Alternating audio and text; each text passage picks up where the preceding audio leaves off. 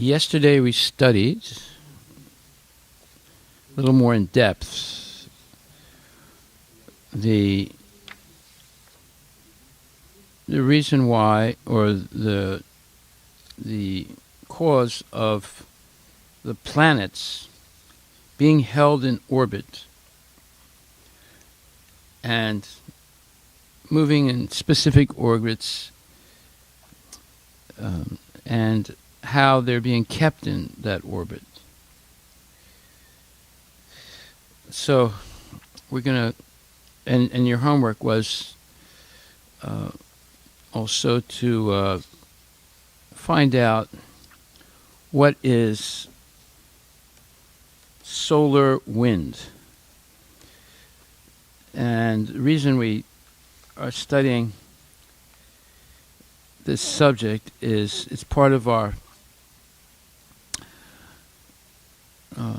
study of false scientific theories that are specifically made to destroy faith in God. And one of those false theories is the law of gravity, according to the scientists. And there is an extensive discussion by Prabhupada proving that the law of gravity, as the scientists explain it, is nonsense. And he explains what the real principle is that keeps planets in space moving in precise orbits that are predictable. Now, you can't have a predictable movement without an intelligent person behind it.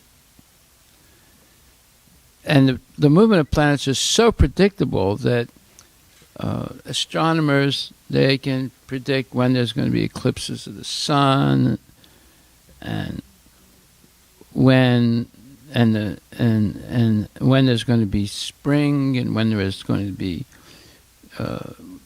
fall and winter and spring and summer and so forth.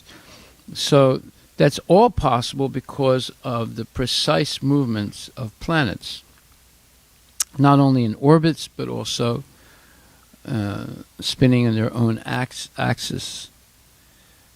So you cannot have such perfectly synchronized movements without having an intelligent person behind it. Now, we gave the example yesterday of a business such as Microsoft or Amazon.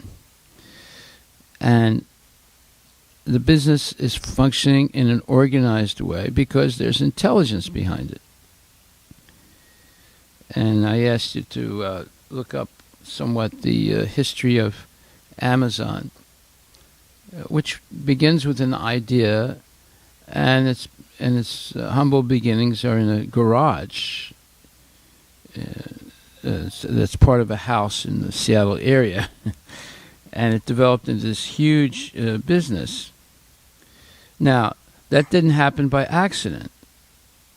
It was all planned intelligently.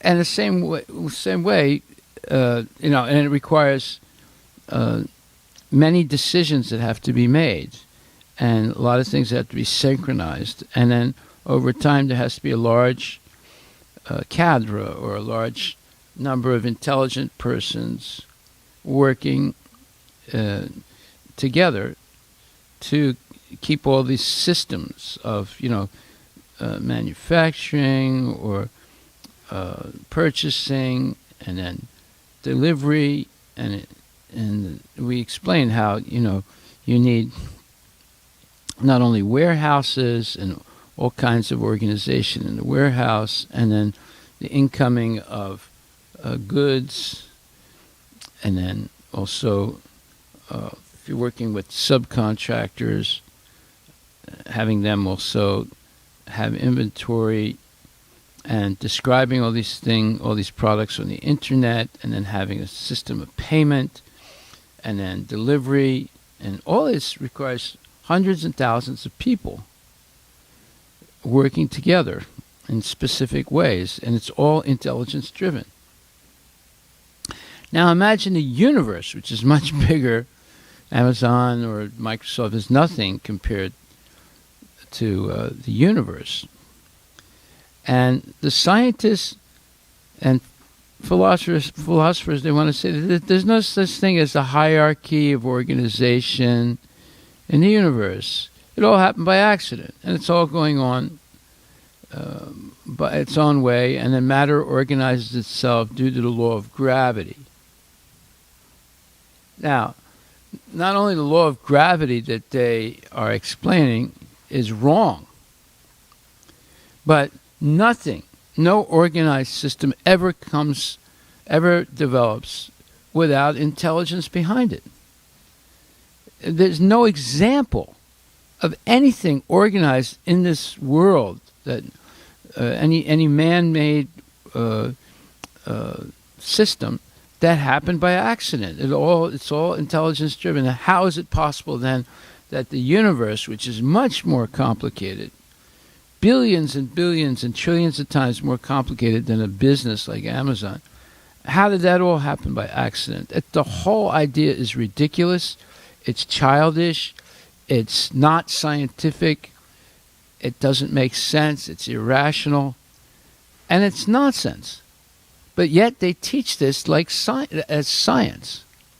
So today we're going to go even deeper into the subject of how the planets are kept in orbit, in precise orbits, and because of those movements of the planets, we keep time.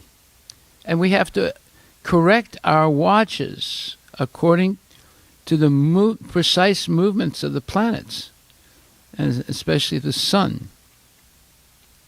So, and that means that our clocks are not as precise as the movements of the planets.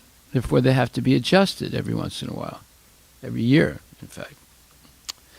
Okay, so when we get to the 9th chapter, Bhagavad Gita, in verse we read in verses 6, 7, 8, 9, and 10. 6, 7, 8, 9, and 10, yes. In verse number 6,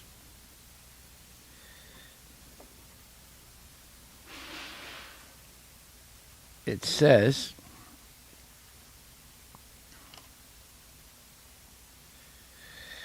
by the supreme order, under the superintendence of the Supreme Personality Godhead, the moon, the sun, and the other great planets are moving.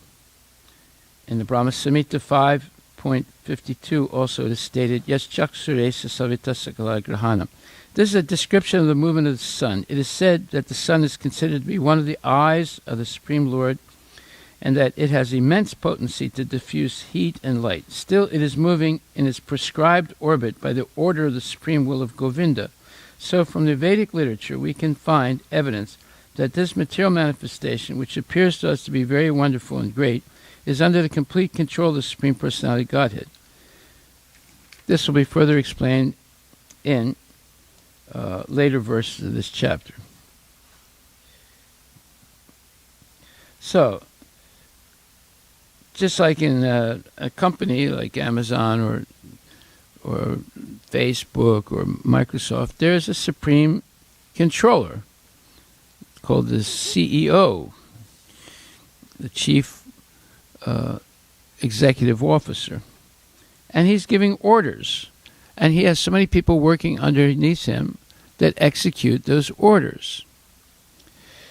So that's the same thing in this universe. You have a chief executive officer, his name is Lord Krishna, and he has many subordinates working under him who are taking orders. And number one point is that every planet and every star has a demigod that is functioning, that is directing the trajectory of that planet in a specific orbit.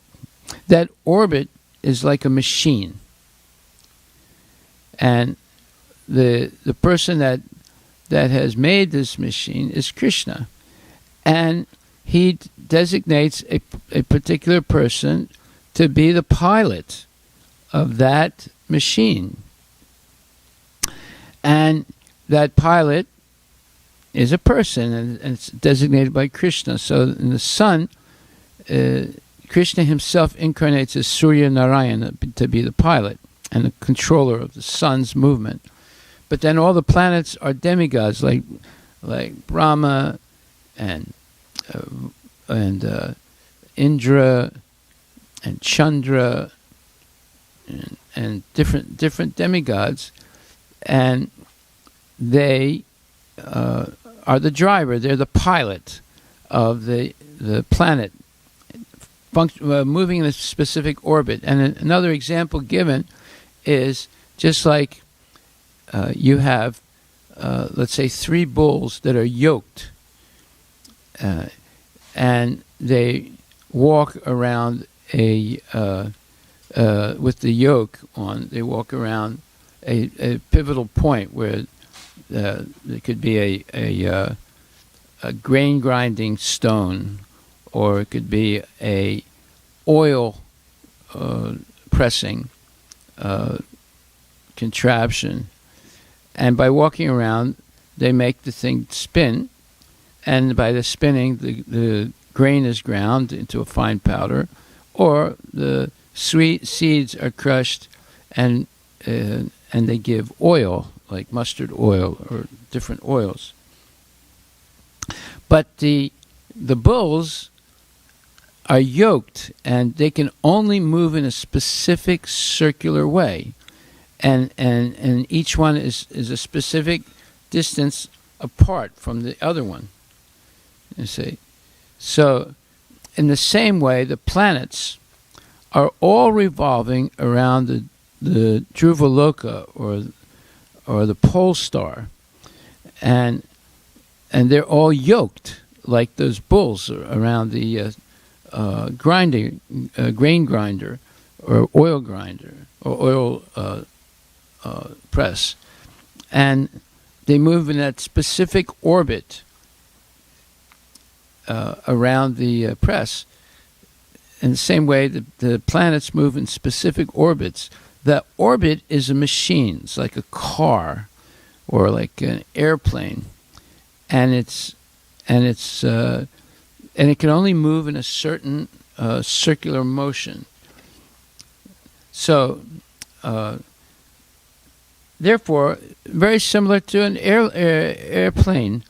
An airplane has a pilot, and it moves in a particular trajectory that it's must follow according to the airline's rules and government rules. So, therefore, Prabhupada is saying that the movement of the planets is similar to that, or the airplane going in a specific trajectory. It's similar to the planets going in a specific trajectory around the pole star. Okay. So when we get to verse number 10, this verse, 9th chapter, verse 10, gives a much clearer explanation now about how the universe is moving in precise ways. Krishna says, "This material nature, which is one of my energies, is working under my direction, O son of Kunti, producing all moving and non-moving beings. Under its rule, this manifestation is created and annihilated again and again." So, in the purport, I'm going to read this again. It is clearly stated here that the Supreme Lord, although aloof from all the activities of the material world, remains the Supreme Director. The Supreme Lord is the supreme will and the background of this.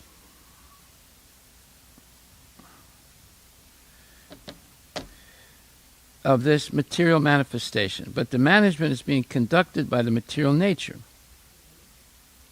What is that nature made of? It's made up of many demigods, millions and millions of demigods. And they're all working under the direction of Krishna. He's ordering each one to do something specific. So you have Bhumi Devi's demigod of the earth, and she can move in a specific orbit that's been set up by Krishna. Okay. So Krishna also states in the Bhagavad Gita that of all the living entities in different forms and species, I am the Father. The Father gives seeds to the womb of the mother for the child.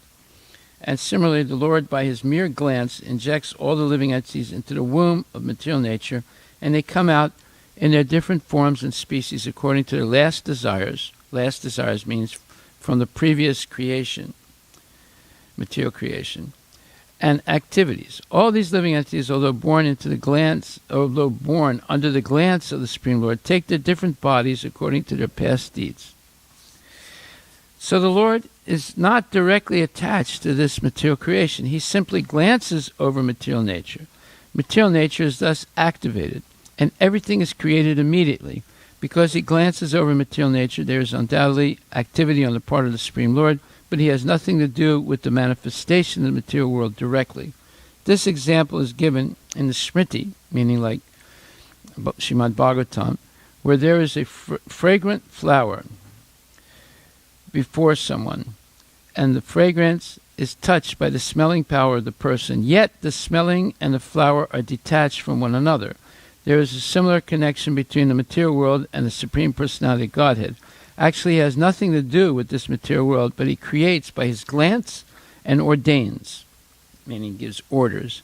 In summary, material nature without the superintendence of the Supreme Personality of Godhead cannot do anything. Yet the Supreme Personality is detached from all material activities. Okay, so that's Bhagavad Gita. Now, Bhagavad Gita is a summary study of the whole, let's say, universe and creation. But Srimad Bhagavatam gives much more information.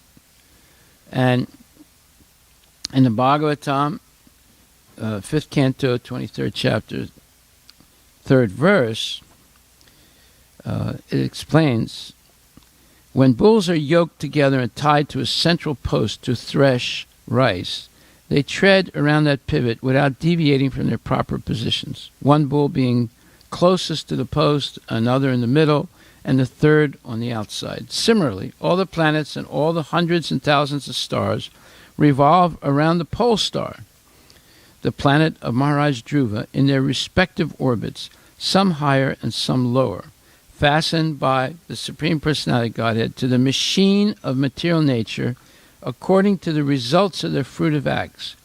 They are driven around the pole star by the wind and will continue to be so until the end of creation. These planets float in the air within the vast sky, just as clouds with hundreds of tons of water float in the air, or as the great Sienna eagles, due to the results of past activities, fly high in the sky and have no chance of falling to the ground. So this verse is very important.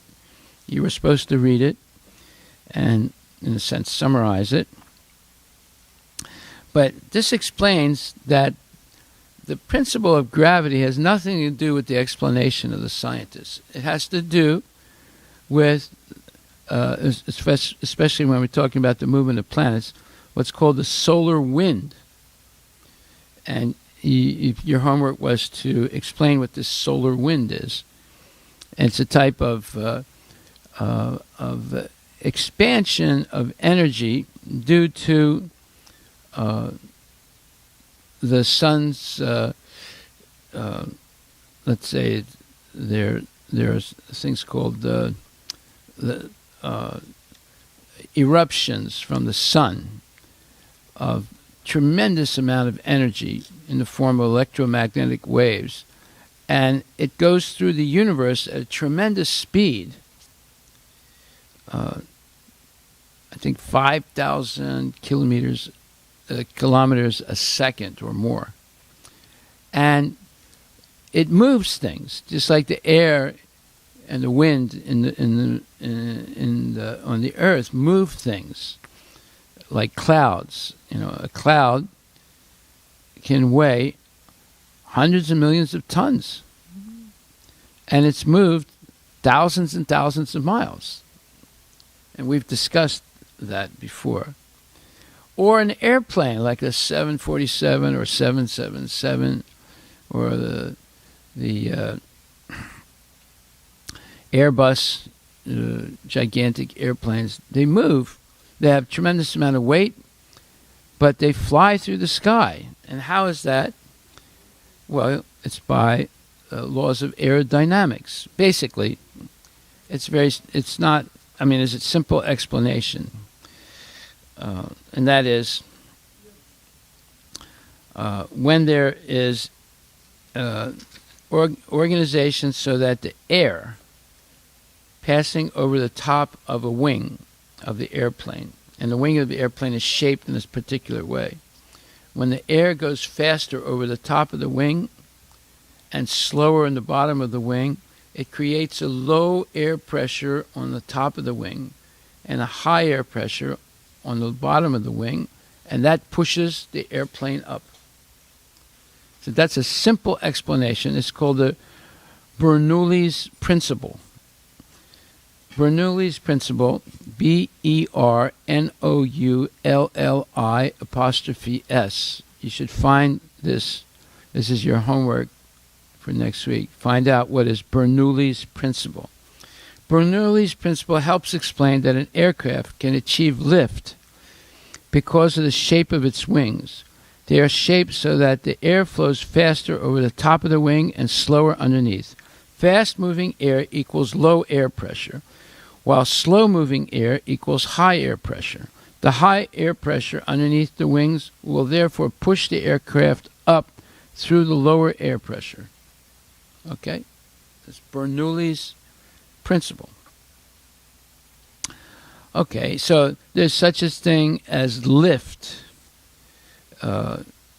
and thrust. And there are 4 principles for an airplane to fly through the air. One thing is the airfoil, or the shape of the wings, gives us a certain lift. And this is the upward force required to overcome gravity, being produced by a wing as it moves through the air. This action allows the object to lift up and push forward. And something that slows down the airplane is called drag, which is the resistance to airflow. And so you'll see, if you ever watch an airplane when it's going down, part of the wing in the back, some of it moves down, right? And it slows it changes the way the air is passing over the wing. So that gives what's called drag. And it's a resistance to airflow, and consequently slows the progress of an aircraft through the air, arising from disturbing the air as it moves through it, and from the skin friction due to the viscosity or stickiness of the air. The drag force is opposite to the flight path. And thrust is the forward force required to move an aircraft through the air, overcoming drag and providing sufficient speed for a wing to develop enough lift to fly. This must be produced by an engine, by gravity, like in a glider or sailplane, or by muscles in a bird. Okay. And then there are different controls of an aircraft on 3 axes: yaw, pitch, and roll. Moving parts of the wing, tailplane, and fin surfaces changes the camber of these, or the way these parts, and they affect the lift or the drag, and provides forces to change the aircraft's path. So you see there are different moving parts on the wings and on the tail and you have the tail wings also, and all these things produce these 4 different principles for making an airplane fly. There's the airfoil, there's the drag, there's the thrust, and there is the 3 axes. Yaw is left, right, rudder controls, and the pitch is the nose up and down, or the elevator controls, and the ailerons control the rolling.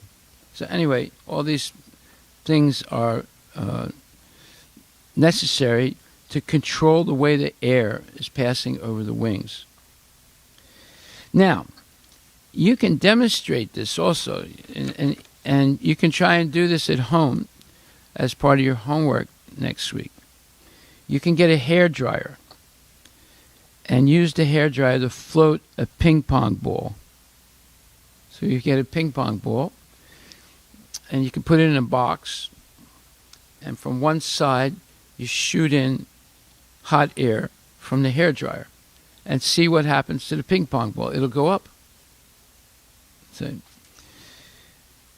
and then another thing you can do is release a balloon, and that's not, tied, and the balloon should be inflated, and then you release it and it just flies through the air as the air comes out of the balloon. And then such things as helium balloons. Helium is lighter than air, so they also fly. So, and you can make a paper airplane and also fly that through the air by throwing it. So your throw is the thrust.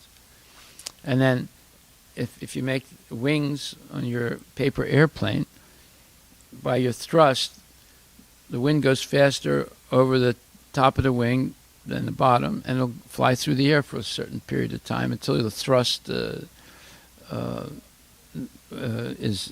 spent, and then it falls down.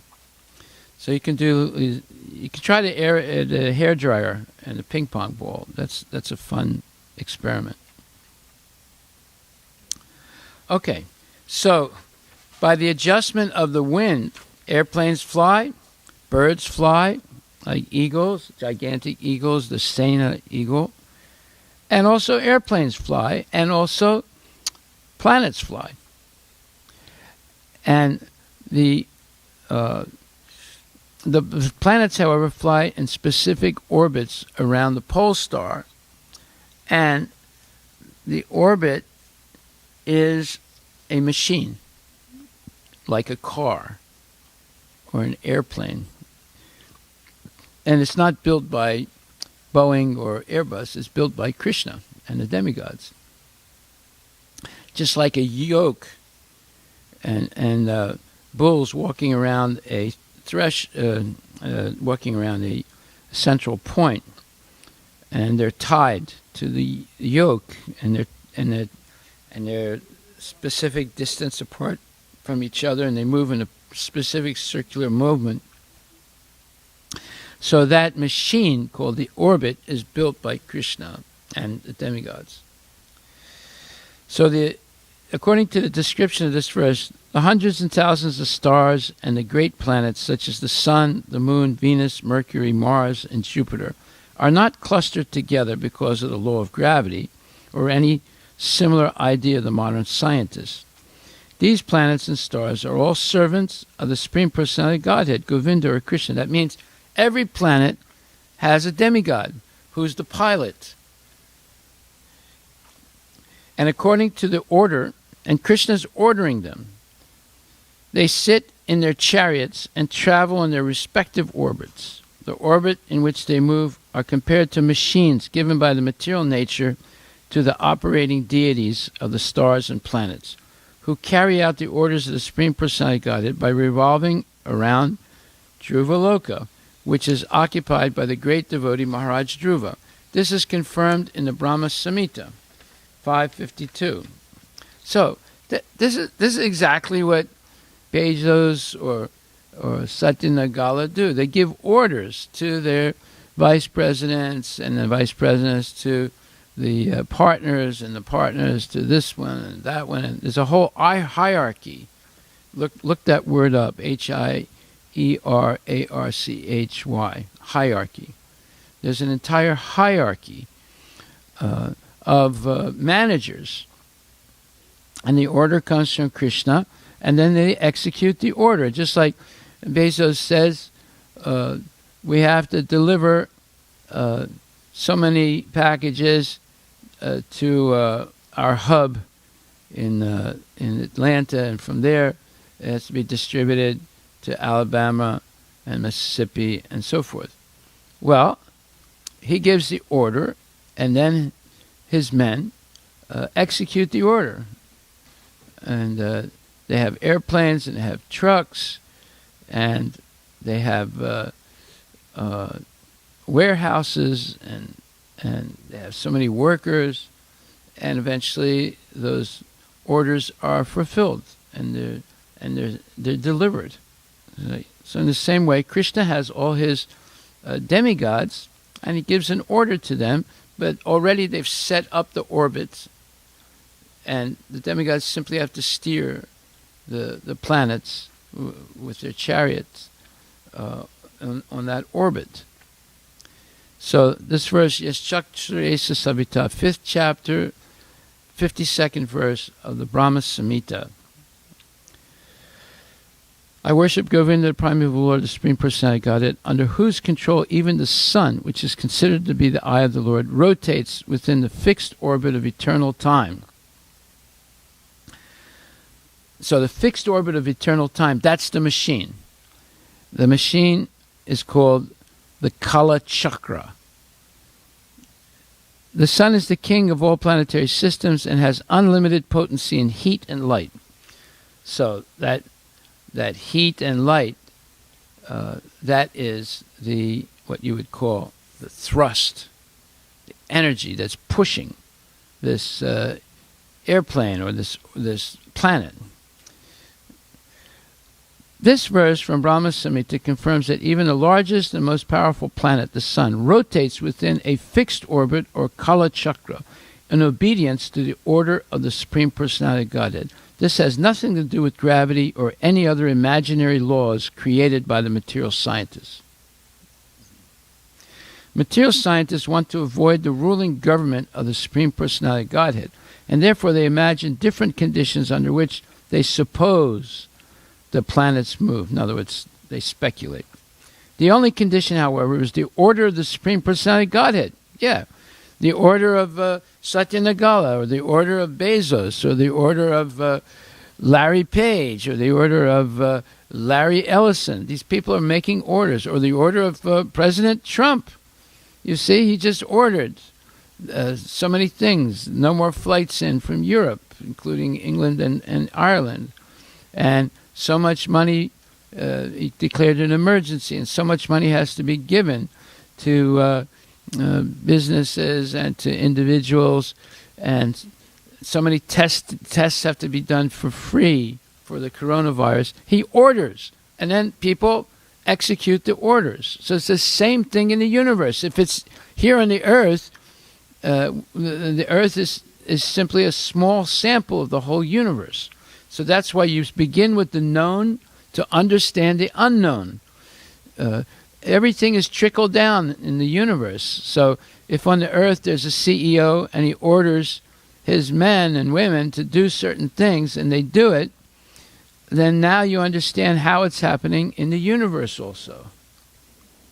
Krishna is the supreme scientist and the supreme CEO, and he's giving orders to his employees called the demigods, and they're executing his orders. And there's certain things that are set up, certain machines like orbits or Kala Chakra, and the demigods drive their chariots directing the movement of the sun, the earth, the moon, and the stars on specific orbits. And that way everything is functioning in the universe. That's why the universe is the movements in the universe are precise, and we keep time according to those movements. Material scientists want to avoid the ruling government of the Supreme Personality of Godhead. This is the main point. And therefore they imagine different conditions under which they suppose the planets move. The only condition, however, is the order of the Supreme Personality of Godhead. All the various predominating deities of the planets are persons, and the Supreme Personality of Godhead is also a person. The Supreme Personality of Godhead orders the subordinate persons, the demigods of various names, to carry out his supreme will. This fact is also confirmed in Bhagavad Gita 9:10, wherein Krishna says, Maya dakshena prakriti suyate sacharacharam hetananena konteya jagat viparivartate. The material nature is working under my direction, O son of Kunti, and is producing all moving and non-moving, unmoving beings. So moving beings are people, and non-moving beings are like plants. Plants are also jivas. Plants and mountains, they're non-moving beings. By its rule, this manifestation is created and annihilated again and again. The orbits of the planets resemble the bodies in which living entities are seated, because they are both machines controlled by the Supreme Personality of Godhead. As Krishna says in Bhagavad Gita 18:61, Ishwara sarvabhutanam hirdese rajuna tistati brahmayans yantarudrani brahmayan sarvabhutani yantarudrani mayaya. So this is another verse, 1861. So we have 1861, 9.10, 5.52 from the Srimad Brahma Samhita, and 5.23.3 of the Srimad Bhagavatam. So you have Srimad Bhagavatam, Brahma Samhita, Bhagavad Gita, and then Bhagavad Gita. The Supreme Lord is situated in everyone's heart, O Arjuna, and is directing the wanderings of all living entities, who are seated as on a machine made of the material energy. The machine given by material nature, whether the machine of the body or the machine of the orbit or Kala Chakra, works according to the orders given by the Supreme Personality of Godhead. The Supreme Personality of Godhead and material nature work together to maintain the great universe, and not only this universe, but also the millions of other universes beyond this one. There's not only one universe. Millions and billions of other universes, even more complicated than ours.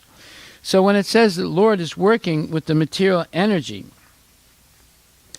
that material energy is also a person. It's called Durga Mata. And Krishna is the Purusha, and the material energy, including Durga Mata, the demigods, and all of us, jivas, we are called Prakriti. Prakriti is what is controlled by Krishna. He's giving us orders, and we're following them in precise ways. Now you might say, well, wait a minute. What does that mean, we're following? It means that we, people, the jivas, we're also following Krishna's orders? Yes, because Krishna controls the three modes of material nature. When we voluntarily surrender to Krishna, then we follow his orders obediently. That's called a deva, or a pure devotee. But when we don't follow Krishna's orders, then Krishna's material energy controls us through the modes of material nature. Now, that means that our only independence or free will is either accept to follow Krishna voluntarily or refuse to. Either way, we're going to be controlled. There's no such thing as independence. Our only independence is our limited free will. Either accept what Krishna, accept to follow Krishna's instructions, or reject to follow Krishna's instructions. Other than that, we are controlled. Everything else that we do is controlled. Only those two decisions are under our, let's say, will. But as soon as we make one or the other decision, then we're controlled either directly by Krishna or indirectly by Krishna's material nature or modes of material nature. Now, this is explained in Bhagavad Gita. We went over this. We're going to go over it. No, I didn't discuss this with you, but we discussed it in Srimad Bhagavatam class. So, this is under modes of material nature. One second. Let me just find that. And this is a very important point to understand. We have only very limited independence or limited free will.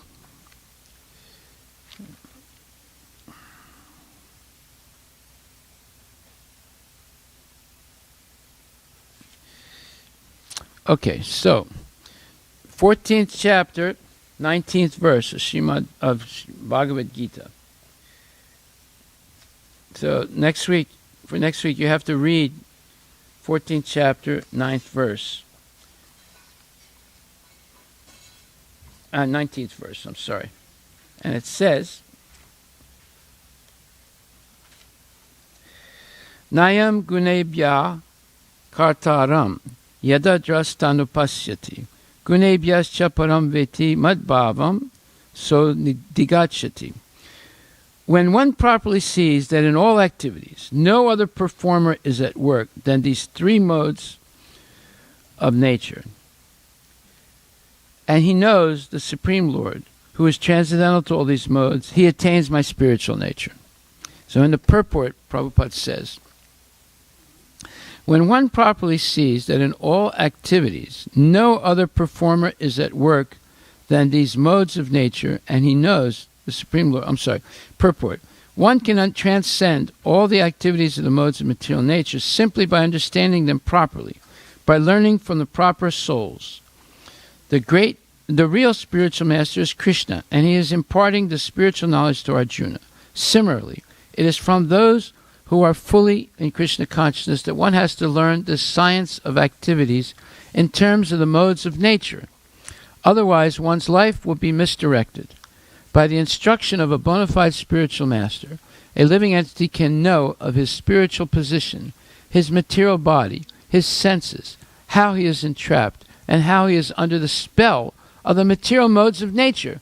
He is helpless, being in the grip of these modes, but when he can see his real position, then he can attain to the transcendental platform, having the scope for spiritual life. Actually, the living entity is not the performer of different activities.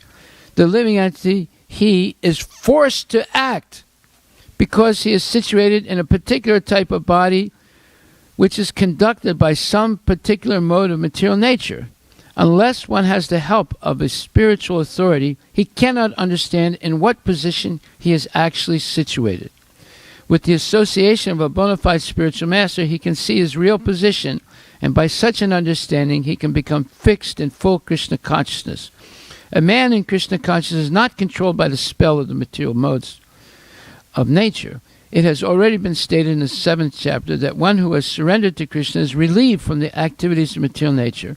For one who is able to see things as they are, the influence of the material nature gradually ceases. So, this means we have no independence when we reject Krishna's instructions and we reject Krishna.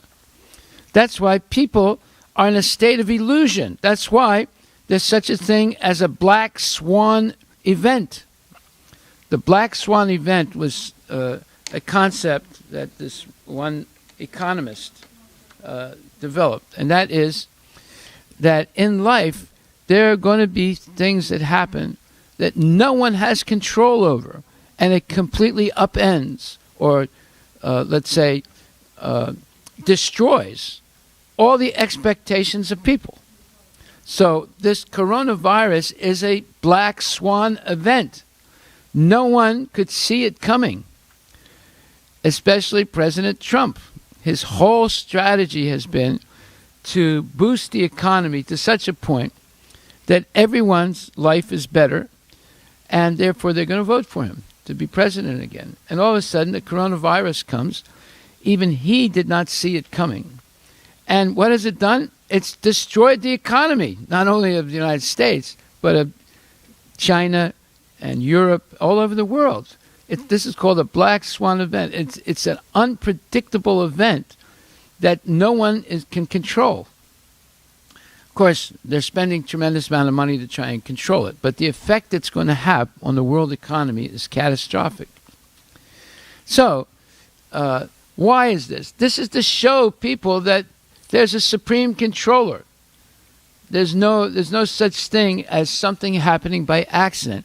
And by the way, what we just read, 14th chapter, 19th verse, explains very clearly that we only have two choices in life.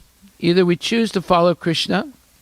If we do, and that sincerely and integrally, completely, then we're liberated from the cycle of birth and death and the cycle of karma and the influence of the three modes of material nature. Or the second choice we have is not to follow Krishna. And this is the choice that's been made by all the scientists and all the philosophers in the modern world. They're doing everything to deny the fact that there's a Supreme Personality of Godhead, that there's a hierarchy beginning from Krishna and going down to the jivas, through the demigods, and they're organizing the whole material creation. And when they disobey the Lord, then these black swan events happen that destroy all their plans and all their aspirations, and shows that they are not the controllers. They are not in control. Krishna is the supreme controller. He is Ishvara. So we are being forced to act when we reject Krishna's instructions by the modes of material nature. But we can voluntarily act to follow Krishna's instructions, and we become free of the modes of material nature, and we attain liberation. This is the actual truth.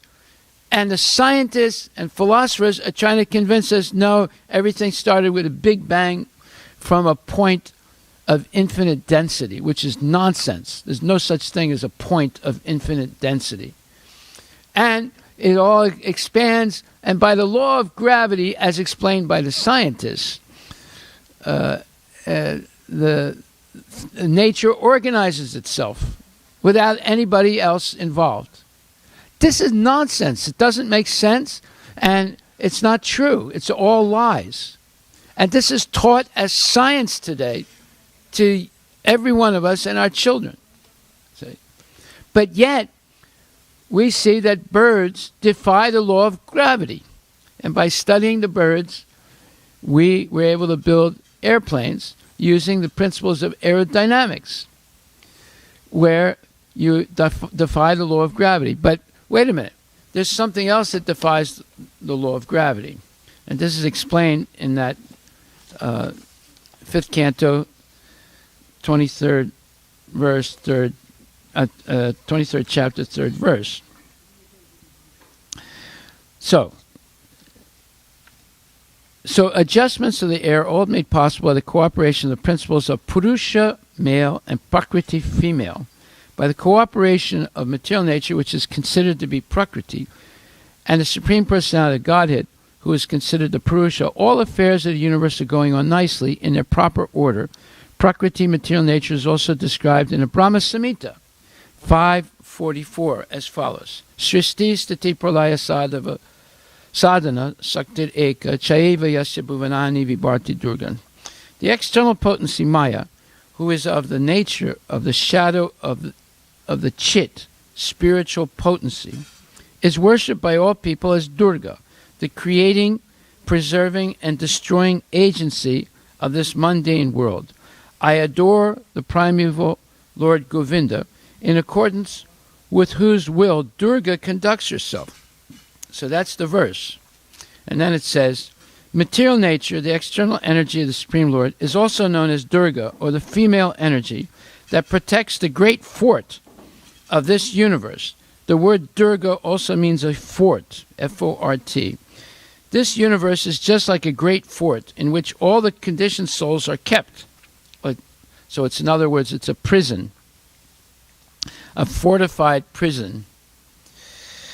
The word Durga also means fort. This universe is just like a great fort in which all the conditioned souls are kept, and they cannot leave it unless they are liberated by the mercy of the Supreme Personality of Godhead, the Lord himself declares in Bhagavad Gita 4.9, Janma karma chame divyam ivam yo veti tatvata. One who knows the transcendental nature of my appearance and activities does not, upon leaving the body, take his birth again in this material world, but attains my eternal abode, O Arjuna.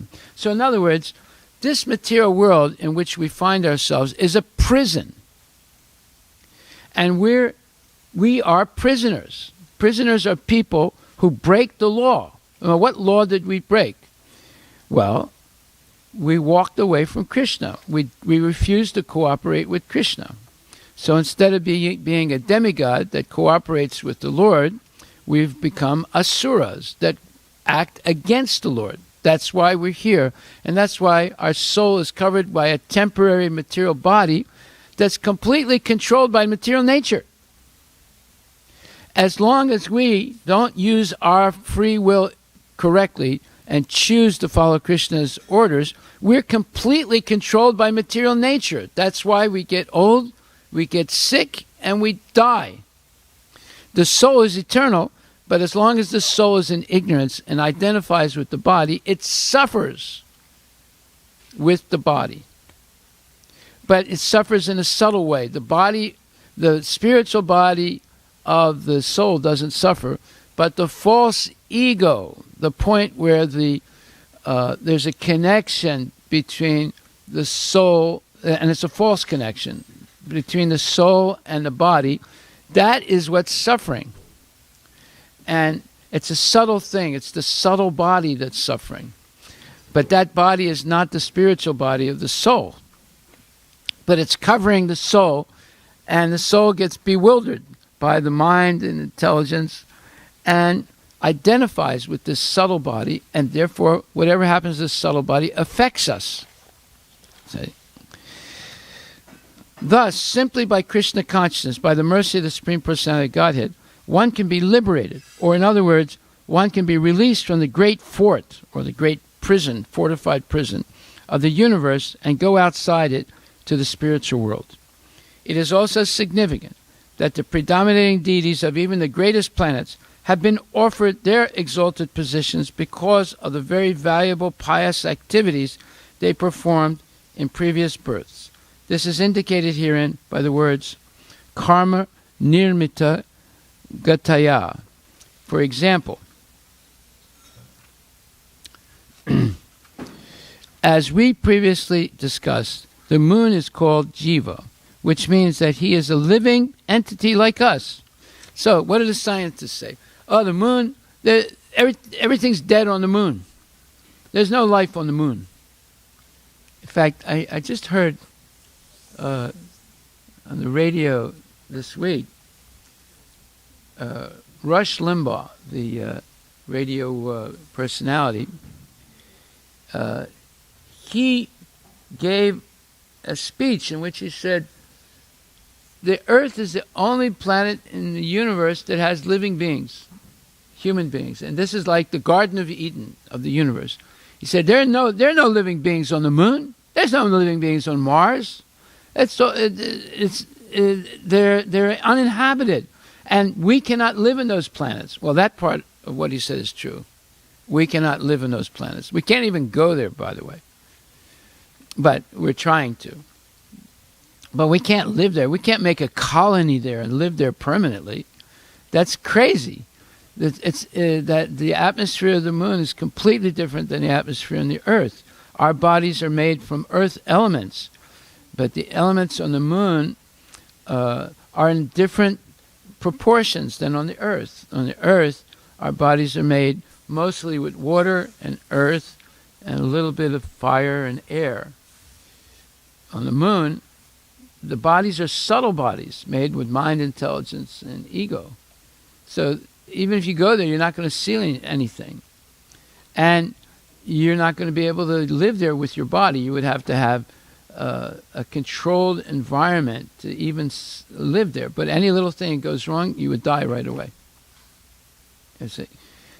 So, although Rush Limbaugh had the main part wrong, but parts of what he said are true. We can't live on the moon. And there's another thing. He might even think, even if you go to the moon, we can't even go to the moon. We can't even go to Mars. And because those are different planets, and they have controlling deities, just like they're controlling persons in a country. Like right now, Trump, the controller of the United States, made a rule. No airplanes coming in from Europe can land in the United States, except those airplanes that are carrying only American citizens who are coming back to the country. And they're going to be put into quarantine. See? So, he's the ruler of this country. And Modi made a similar rule. And the Chinese have similar rules, right? And so, Krishna is the supreme controller, and he's made rules also.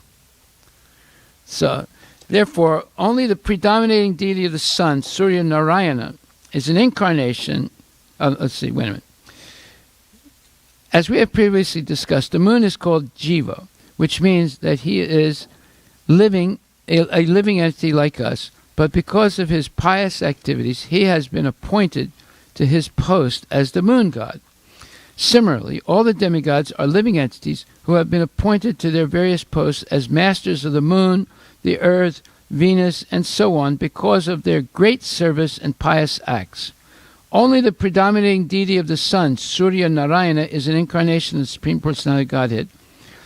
Maharaj Dhruva, the predominating deity of Dhruvaloka, is also a living entity. Thus, there are two kinds of entities, the Supreme Entity, the Supreme Personality of Godhead, and the ordinary living entities, the Jiva. And this is explained, Nityo Nityanam Chaitanas Chaitananam Eko Bahonam Yo Vidadati Kamam. Krishna is the supreme eternal amongst all other eternals. That's Katha Upanishad 2.2.13. All the demigods are engaged in the service of the Lord, and only by such arrangement are the affairs of the universe going on. So this is refused by the scientists. They don't believe there's a God, there's a supreme control. They don't believe there's demigods. They don't believe there's someone that the planets are going in fixed orbits because of the order of Krishna to the demigods. They don't believe that the orbits are machines like cars and airplanes that have fixed orbits, fixed trajectories. They don't believe that everything's rotating around Dhruvaloka, the pole star. They have no idea of what is the actual organization of the universe. And they're teaching all their misconceptions, their phony conception of gravity, their phony conception of how the planets stay in orbit, and so forth, as science. It's not science, it's nonsense. And all of this to prove that there's no God, and matter organizes itself, and by the law of gravity, and so forth, their phony law of gravity. And it all started with a big bang from basically a point. The definition of a point is something that has no dimension and no mass. But they say it's a point of infinite density. That's all nonsense, all foolish, childish ideas that have no existence in fact. And therefore, people become atheists by learning that nonsense. And therefore they waste their life thinking that the purpose of life is sense gratification to adorn the body which is not us, the body which is not the jiva. The jiva is present in the body as consciousness, but the body is not the real person. But yet they're taught all these false concepts, and therefore the human beings in this earth are wasting their lifetime running after phantoms of reality. A phantom of reality means something that's illusory. It's not real. Okay, so then, regarding the great eagles mentioned in this verse. Yeah, so verse 5th canto, 23rd chapter, 3rd verse. It is understood that there are eagles so big that they can prey on big elephants. They fly so high that they can travel from one planet to another. They start flying in one planet and land in another, and while in flight they lay eggs that hatch into other birds while falling through the air. In Sanskrit, such eagles are called shena. Under the present circumstances, of course, we cannot see such huge birds. Okay, so we'll have our arti and then we'll finish.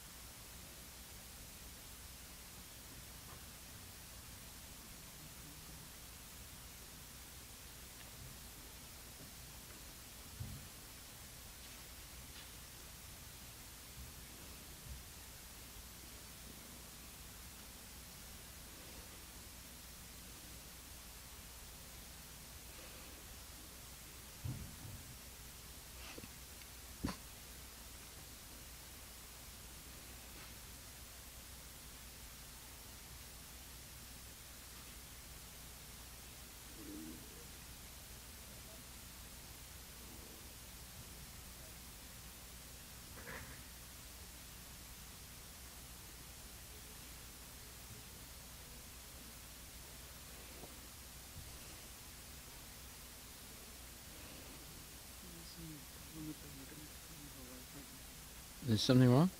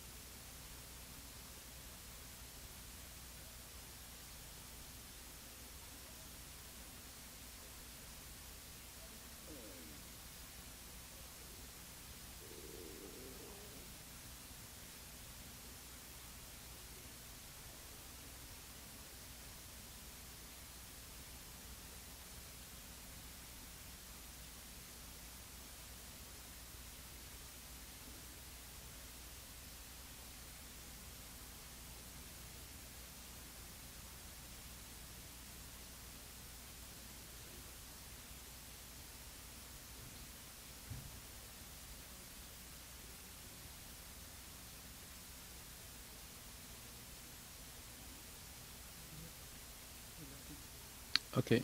Hare Krishna. You want to make sure they're there? Okay. Hare Krishna, can somebody confirm that you are there? Hare Krishna, can you hear us? Yes, we are there.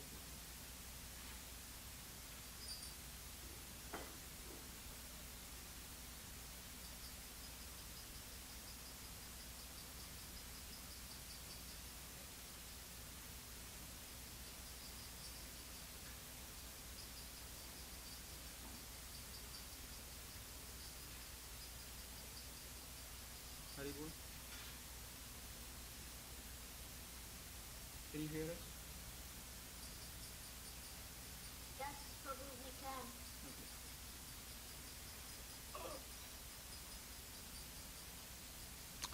Hare Krishna. So we'll finish now. So far we said you have to look up the word hierarchy. And what other homework did we say?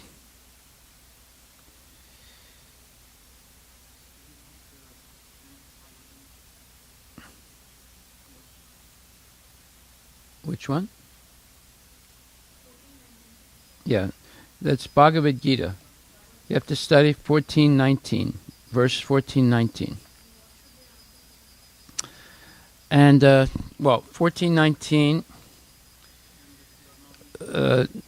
answer the question, is humanity, are the humankind free or are they, okay, what is the free will of a human being? And if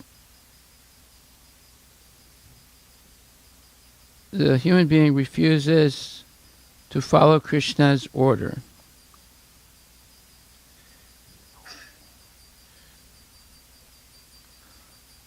Voice is breaking. if the living being refuses to follow Krishna's order,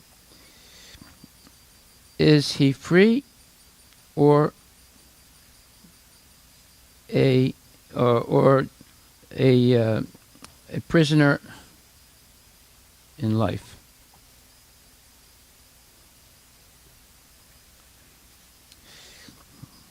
So you have to answer, read 14:19 and answer the question, what is the free will of the living entity? And number two, if the living entity refuses to follow Krishna's order, is he free or a prisoner in life? And there's a third thing also we had to do. You have the third thing?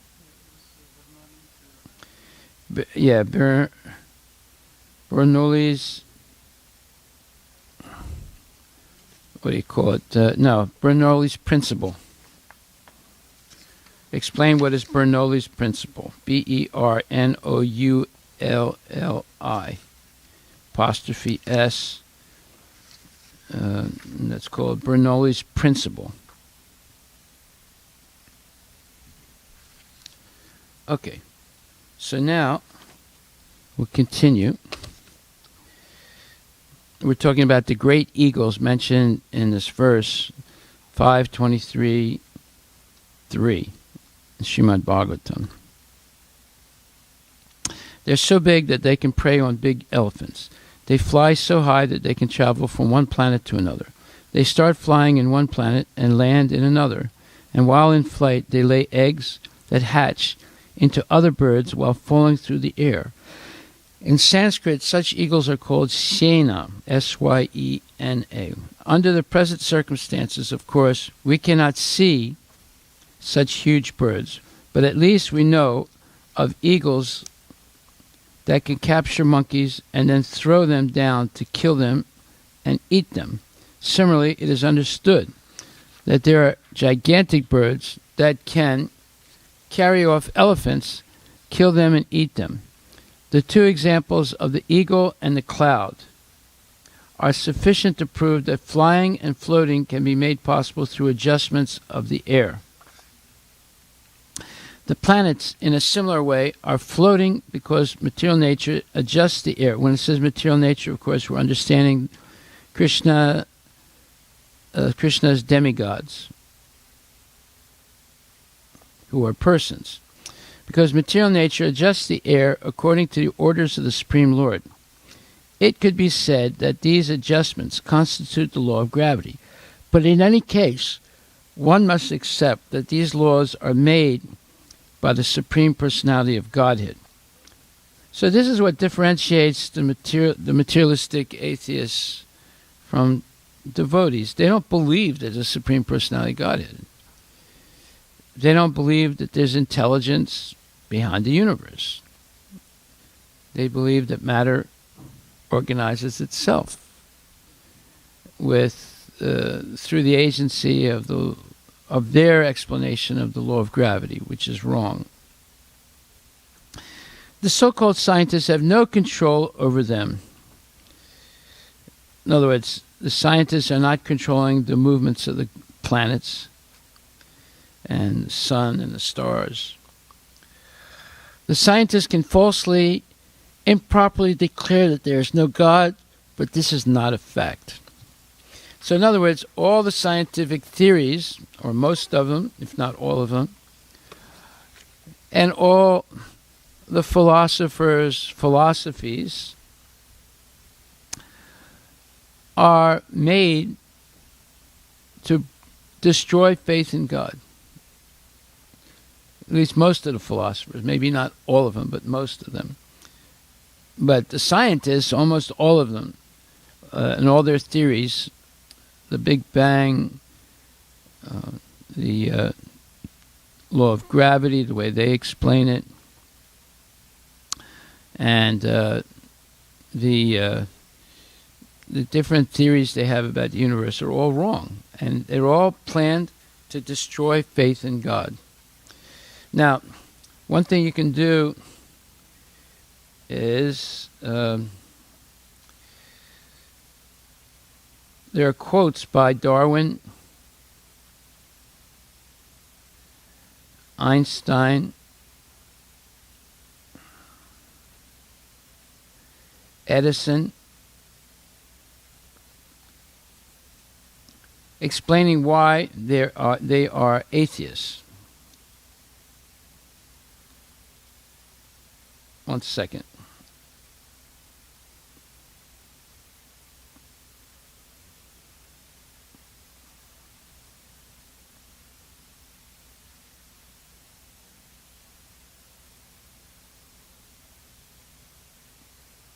Let me see if I can find it real quick. Okay.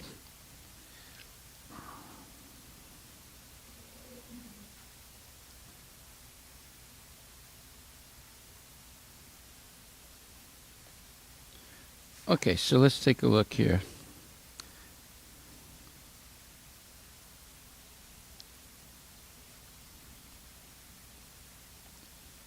Uh,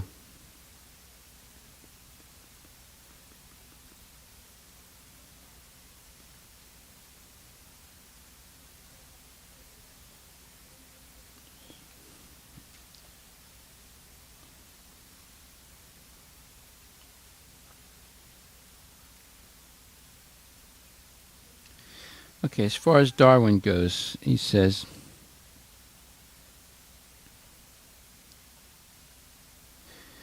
so this is what Darwin says. Atheism by itself is, of course, not a moral position or a political one of any kind. It simply is the refusal to believe in a supernatural dimension.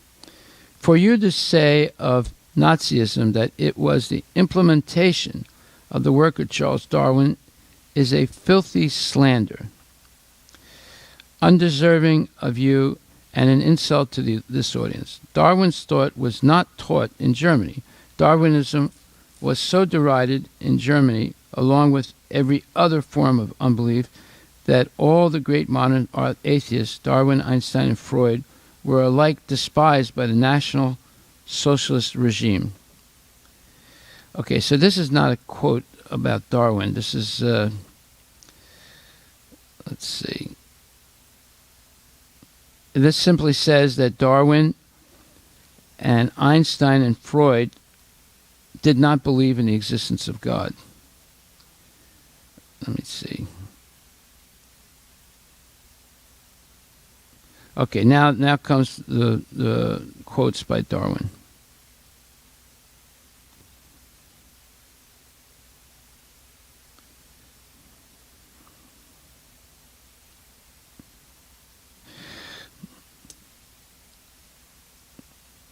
He says, this disbelief in God crept over me at a very slow rate, but was at last complete.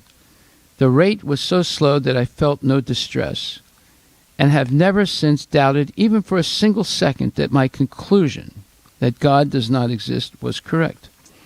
I can indeed hardly see how anyone ought to wish Christianity to be true, for if so, the plain language of the text seems to show that the men who do not believe, and this would include my father, brother, and almost all my friends, will be everlastingly punished. And this is a damnable doctrine. So so it's very clear that Darwin was an atheist. And he came about being an atheist by studying nature, and what he saw in nature was cruelty. So then he decided that it's impossible for there to be a God, or if there is a God, he must be some really horrible person, because all he saw in nature was cruelty. Okay, so then, let me see, we have some Einstein here.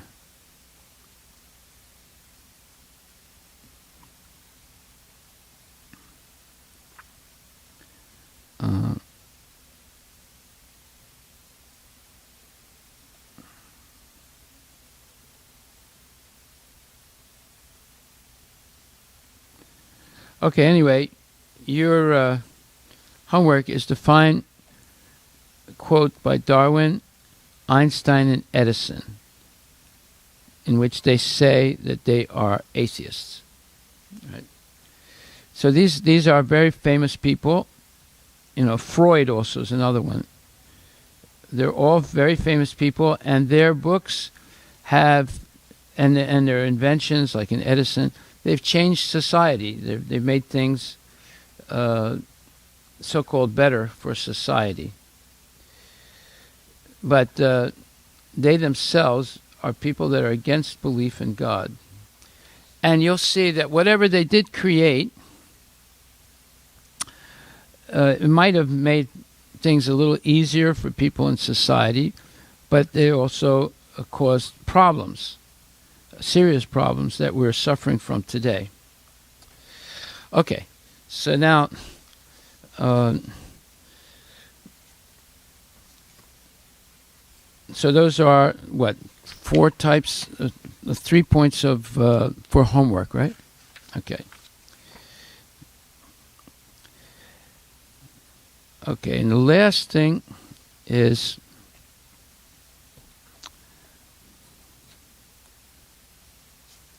one second.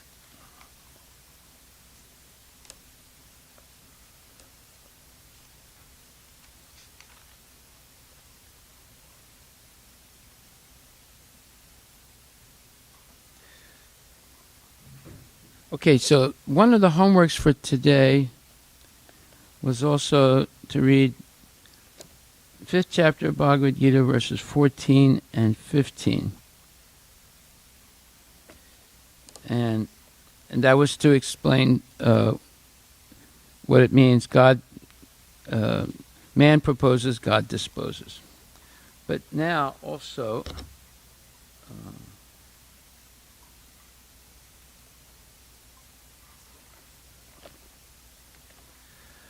I want you to read the 5th chapter, 8th and 9th verse. And this also is about, it's explaining that we are being